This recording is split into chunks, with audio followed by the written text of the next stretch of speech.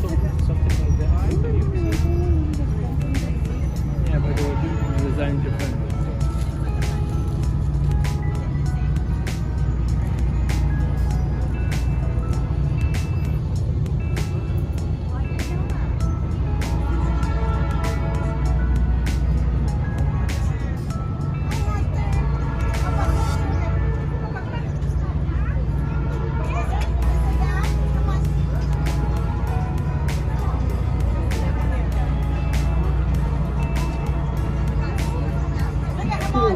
Hector, go sit in the shade. We will be talking about some of Sacramento, California's history, especially in the context of boats and bridges. I will describe some of the local museums and open plan today for. We will also talk about hydrology, that is the study of water and the flood risk to the Sacramento area. And lastly, if we're lucky, I will talk about natural history. That is the wildlife. The first exhibit that we'll be talking about on today's history cruise will be the I Street Bridge. That is the bridge that we're approaching. This bridge was built in 1911, and at its time it was one of the largest at the time. It weighs 8,000 pounds. It's made of steel and concrete.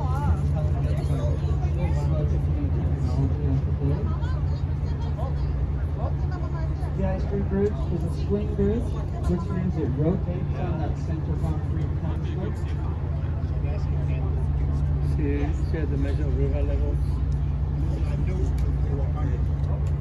And I will talk about the Delta King. There's some conversations out here about the Delta King. The Delta King is welded permanently to the dock. It does not move. It has not moved since the 1980s. That's where it lives. So yeah, we'll describe more of the Delta King on our return trip.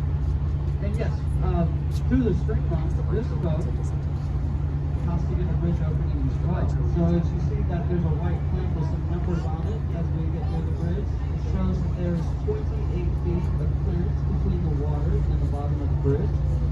Our boat needs about 26 feet to really just squeeze underneath it without needing a bridge opening.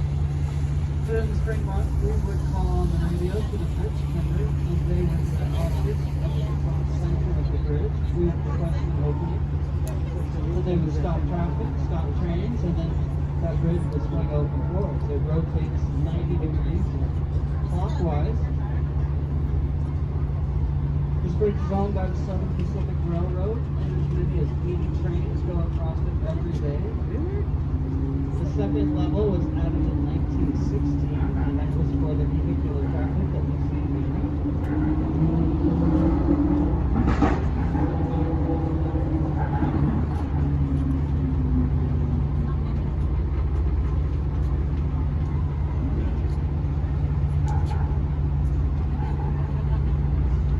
So these groups of telephone poles are called dolphins. That's the nautical terms today. But on the leading dolphin, there was one that's in front of us, most in front of this is a group of pigeons, and we have a unique weapon on this boat called pigeon flight. So who would like to see how pigeon flight works? So on the count of 3, 2, 1, here goes pigeon flight.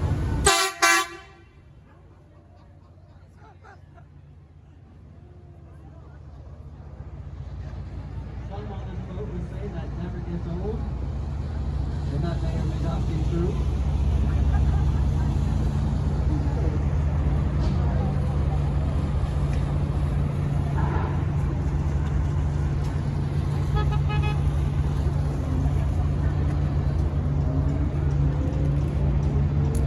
So the story of Sacramento, as we know it, Yeah, you see the waves coming through, but you don't want to go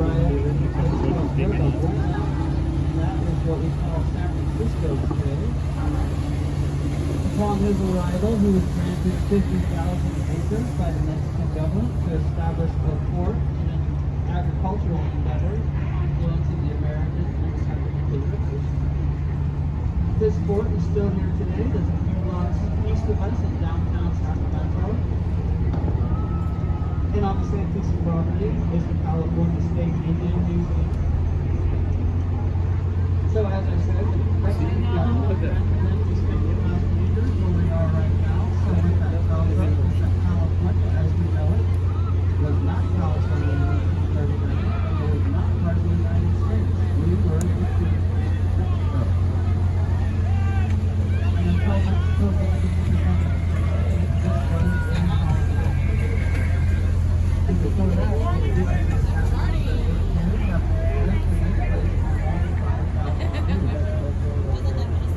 right here where we are right now belongs to the Gizonot, the mining tribe. Nearby groups would be the Yahoo, the Pascals, the Wintu, the Yokuts, the Miwok, and many more. And that's just in the Central Valley of California.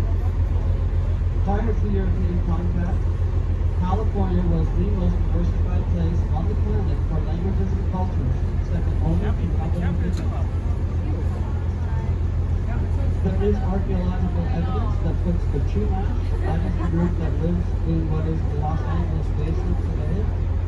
Their histories go back more than 13,000 years.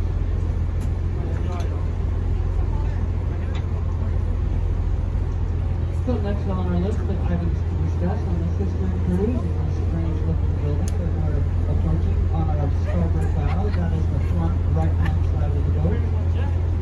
That is Sacramento's first and only underwater parking garage. So the valet will bring your vehicle across from that bridge into the building where there are large industrial elevators that lower your vehicle into the riverbed down below. It can hold as many as 200 vehicles. I see some head shaking no immediately. So for those of you taking notes for that upcoming exam, please cross all of that out. None of that was true. That was me having fun at your expense. This is in fact one of 3 water intake treatment facilities. It's a parking garage. So there's the one here, and there are 2 others on the American River. This building can pump as much as 160 million gallons of water in a single day, and this is where about 85% of Sacramento's drinking water comes from. So as we pass the building, look at these numbers etched into the side of the building. So what that tells us is that the water level, the level of the river, is about 8 feet above sea level, and that is sea level as it is measured in San Francisco. This building wins wins awards for its unique architectural design. So as we pass it, perhaps you can see that it should resemble a shipping dock. However, if you were to view it from a satellite point of view, if you consider the roof and the bridge, you can see that it is supposed to resemble a dragonfly. Next on our list, behind the levee and behind the underwater parking garage, is Sacramento's newest Science Museum. This is the old PG&E, Pacific Gas and Electric oil-powered power plant. It's now owned by SMUD, the Sacramento Municipal Utility District. The name of this museum is the Museum of Science and Curiosities. And they have several scientific exhibits inside, which include the planetarium. So on your list of museums today, there is Old Sacramento.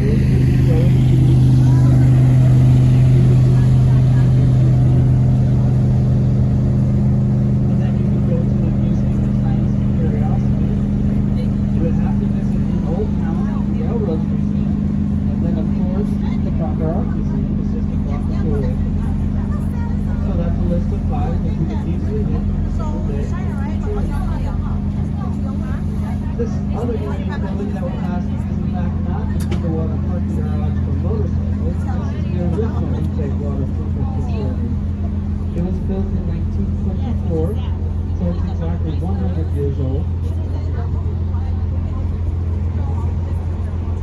It no longer functions as a treatment facility, but if you compare the 2 buildings, you can see how the water demand contributions over the past century.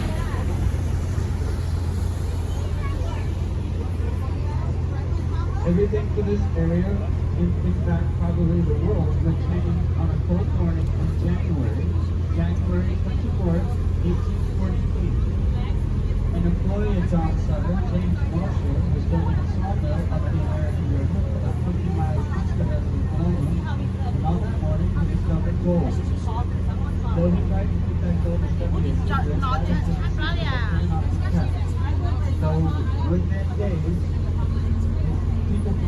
over the world were immigrating to California. And you could say that discovery changed the event or history of the world at the time. But from that discovery, within a year and a half, California became the 34th state of the United States, a free state. With that movement, the United States now spans the entire continent, having oceans on either side. Within a few years, we had the Pony Express, which was a unique American initiative for rail delivery starting at St. Joseph, Missouri, here in Sacramento. And within a few years after that, we had the Transcontinental Railroad. So we are now arriving at the confluence of the American and the Sacramento River. We're on the Sacramento River, and the body of water east of us is the American River. And you could notice that the American River is a distinctly different color, that is, darker or clearer. The American River has two dams east of us, the biggest dam and the Bahamas Ocean. Those dams act as filters to trap the silt out of the mountains. The Sacramento River, on the other hand, has only one dam, that is Shasta Dam, 200 miles north of us. And so there is silt that still remains in the river, and I was just trying to wonder how it got here. And I see finger pointing on the slide. There is a sea line that is taking the American River, just east of us, looking up again for air. For California, the Pacific coast has two species of sea lions. One is the Stellar sea lion, and then the smaller version is the California sea lion. This that we have here is the California version, the California sea lion. And though it is smaller, an adult male can still weigh in at 800 pounds. So it is, of course, the American River. If you're watching the salmon, and the salmon fall down the mountain has begun. That is the same sea lion you will see at Pier 39 in San Francisco. And due to extreme pressures and competition, a few of them will migrate up into the freshwater of the river, chasing fish. Beside us now, in the wooded area, is Discovery Park. Discovery Park is a 302-acre regional park that is part of Sacramento's flood relief system. It is designed to be submerged. Therefore, the buildings up there are also designed to be underwater. They are not damaged during the spring months when the water rises. Discovery Park also hosts youth events, the largest being Aftershock. Last year about this time, they brought over 40,000 people in one weekend to that concert.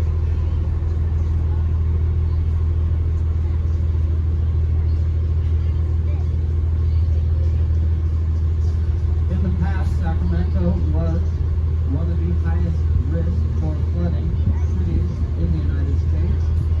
Now we no longer make the top 10. And that is due to the state, local, and federal cooperations to mitigate the flood risk.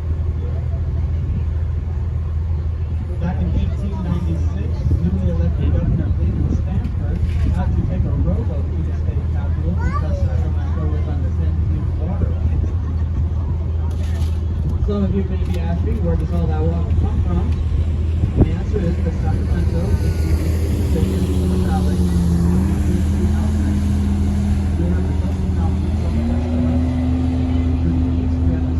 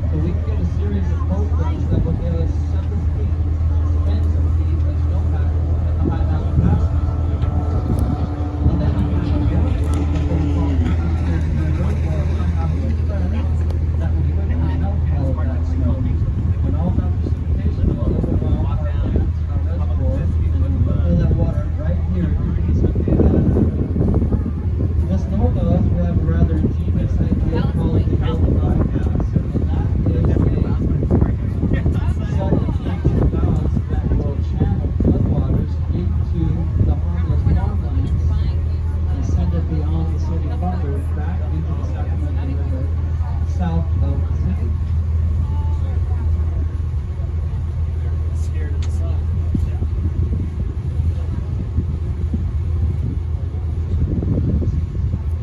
Now, speaking of flooding, on our starter route, on the right side of the boat, we are approaching one of our more prominent shipwrecks. This here you see the wooden rib of what was once the It's about 20 miles an hour, yeah. And then two restaurants. When that yacht was healthy and active, it was a World War II and Korean era minesweeper. It's made of wood to protect itself against the magnetic detonators of mines. After its service in the wars, it was bought by a private owner, and that owner turned it into a liveaboard yacht, and that is where it was anchored. However, in 1986, we got a series of storms, and the river level rose significantly, but there was not enough anchor room to let the boat rise with it. So therefore, it capsized and sunk, and there it is still today. It is now a national wildlife refuge. It is the spawning grounds for sturgeon. If you are curious of what that boat might have looked like when it was healthy, you can Google the Wild Goose. The Wild Goose is a cruise ship that works for us, City Cruises, down in Southern California. It was also the private yacht of actor John Wayne. So those two boats are sister ships.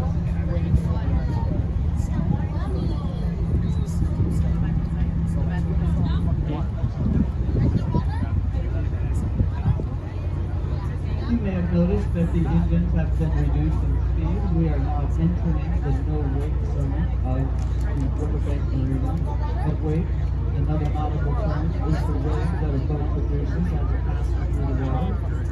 And depending on the size of that wave, they can be devastating. So we respect our friends and neighbors here at the marina. This marina is famous and popular with both locals and boaters, mostly because of the restaurants that it hosts.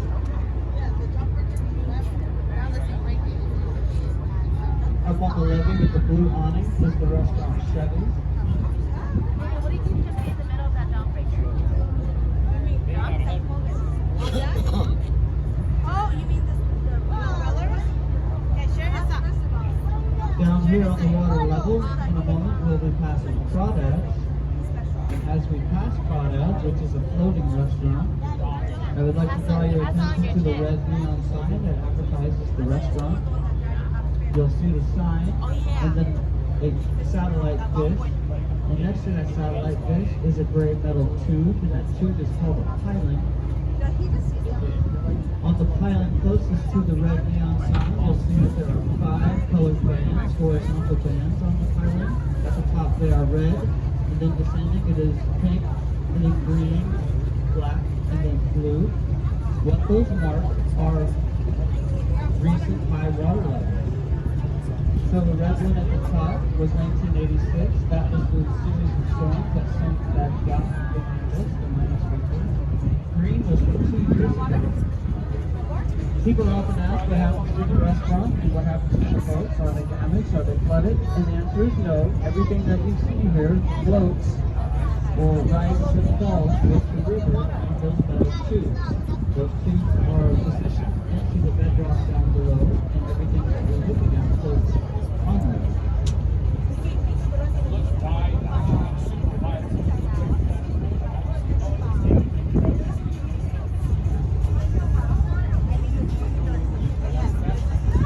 Now for a few facts about the Sacramento River.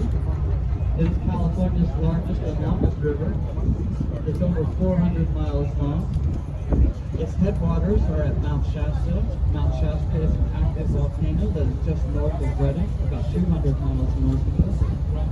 At the headwaters, there's the Shasta Dam that bottles it all up to make the Shasta Reservoir, one of Northern California's biggest reservoirs. From there, the river meanders through the Central Valley, through Sacramento, then down into Stockton. As it meets Stockton, it meets up with the Tuolumne and the San Joaquin River. I'm fine with They anything. then therefore make a westerly turn and make the Delta. I feel like this. The Delta empties into Sassoon Bay, and after that, into San Francisco Bay, Right? and then Yeah. it empties into the Pacific Ocean underneath the Golden Gate Bridge.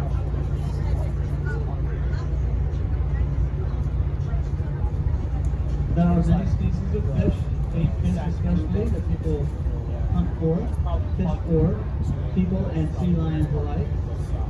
You will find two migratory runs of Chinook salmon, the spring and fall run. There is a yearly shad migration. We have steelhead, which is an ocean-going rainbow trout. There will also be striped striper or striped bass.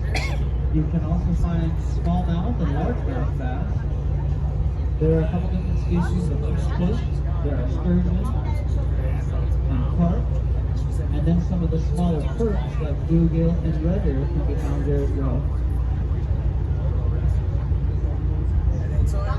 The Sacramento River was not always murky as you see it today. In the past, it was much clearer and much deeper. And what happened was, after discovering gold miners employed a process called hydraulic mining. And that was where they channeled water into high-pressure water cannons and then washed away entire mountainsides. All of that mud was channeled into a sluice box, which is where they extracted the gold. And then the mud was sent down into the watershed and made its way into the rivers where you see it today. So now the river is much more shallow, and the mud from that practice that was over 175 years ago is still in the waters today. It was outlawed in the 1890s, but we still suffer from its polluting effects.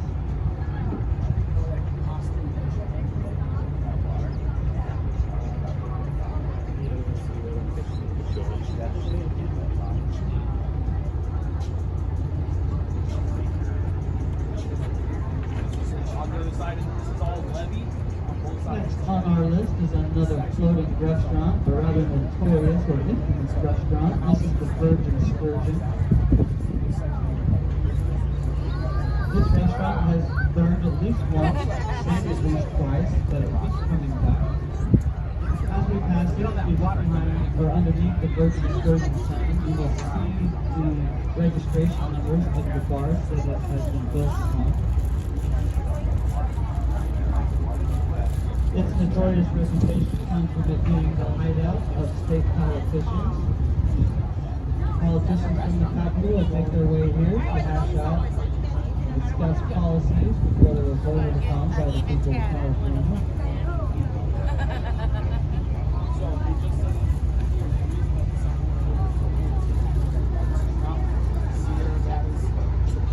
As we pass the restaurant, I would like to draw your attention to behind it, you will see the telescoping, repurposed Pan Am jetway.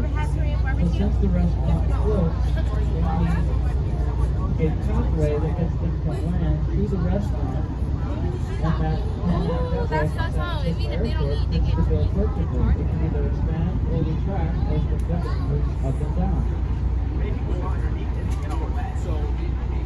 And speaking of airplanes, we are now inside the remains of the McClellan Air Force Base dock. When McClellan Air Force Base was an active air base, one of their main purposes was to repair damaged aircraft like fighters and bombers. If those planes couldn't fly in, they were shipped up the river on a barge. We brought a large crane with them from the barge and put them on some ships. From there, they were towed on their own landing craft to the highway to the air base. Today, this is going to start with the gentleman actually rescue team. That is composed out of 2 groups of professionals that can compete in the river.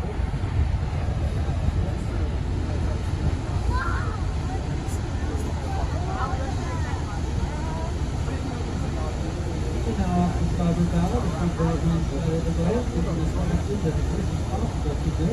This is our newest water slide club.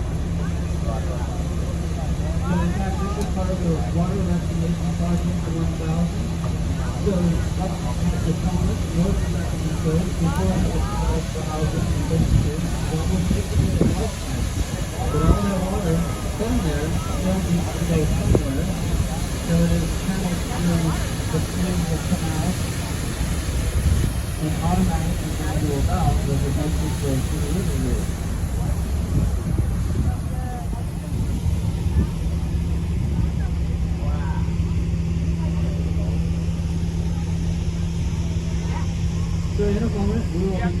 a U-turn to start our way back into Old Sacramento.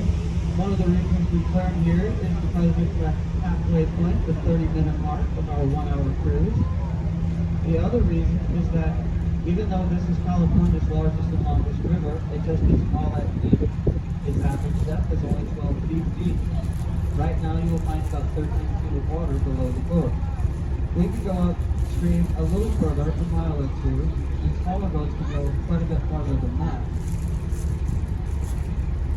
But unfortunately, because of hydraulic mining, this river is no longer navigable by our boats.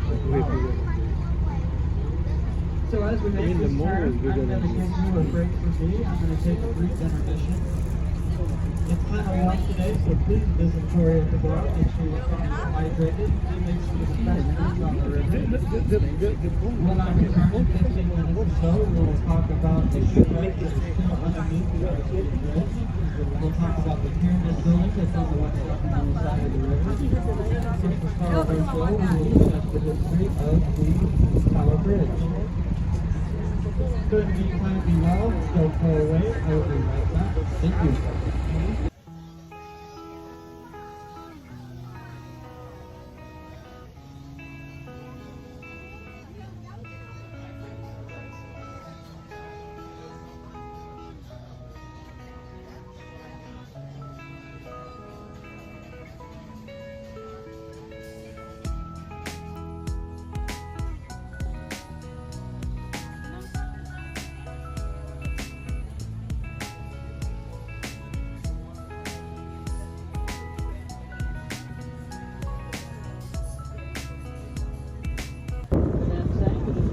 Was featured in the American classic movie Casablanca, so it had quite a following. People really cared about what happened to this boat.